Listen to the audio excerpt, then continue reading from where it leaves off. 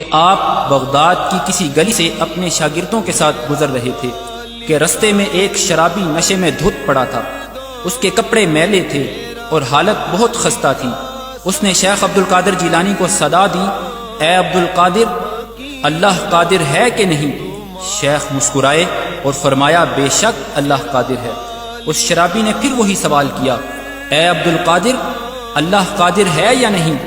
شیخ پھر سے مسکرائے اور فرمایا، بے شک اللہ قادر ہے۔ تیسری مرتبہ جب اس نے وہی سوال دہرایا کہ اے عبد القادر، اللہ قادر ہے یا نہیں ہے، تو شیخ روتے ہوئے سجدے میں گر پڑے اور کہنے لگے، بے شک اللہ کی قسم اللہ قادر ہے، اللہ قادر ہے، اللہ ہی قادر ہے۔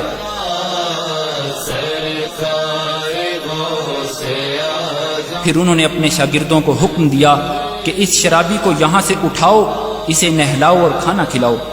ان کے شاگرد بہت حیران ہوئے اور شرابی کے سوال کی حقیقت پوچھنے لگے، تو شیخ نے فرمایا کہ اس کے پہلے سوال کا مطلب تھا کہ کیا اللہ میری توبہ قبول کرنے پر قادر ہے یا نہیں؟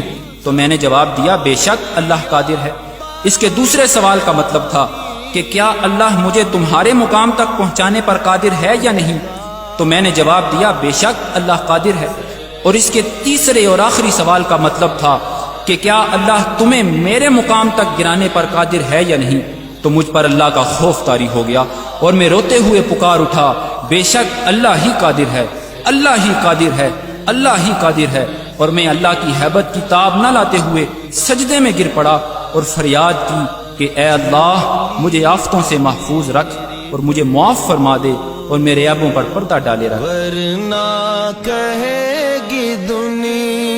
شیخ محمد ابراہیم محمد عثمان عبدہ البرہانی فرماتے ہیں کہ جب اللہ تمہیں اپنی ہدایت کے رستے کے لیے چن لے تو یہ اس وجہ سے ہرگز نہیں ہے کہ تم میں کوئی خاص بات ہے اور نہ ہی تمہاری عبادت کی وجہ سے ہے، بلکہ یہ تو اس کی رحمت ہے جس نے تمہیں شامل کر لیا ہے۔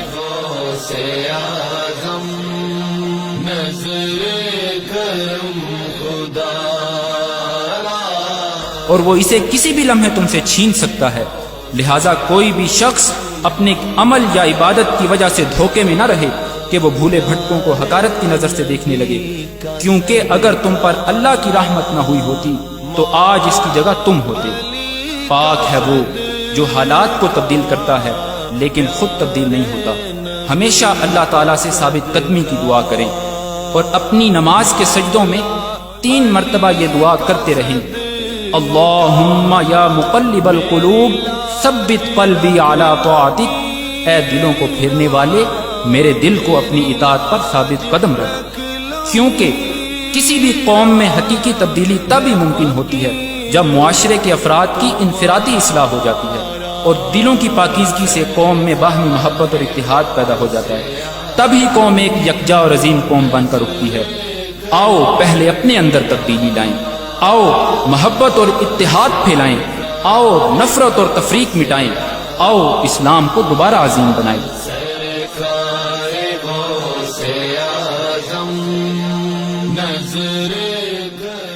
آپ سب بھائیوں سے گزارش ہے کہ آؤ آپ بھی ہمارے مقصد میں ہمارا ساتھ دو۔ اللہ ہم سب کا حامی و ناصر ہو، آمین۔ وصلی اللہ علی سیدنا محمد وعلی آلہ وصحبہ وسلم اجمعین۔ سب کا کوئی نہ کوئی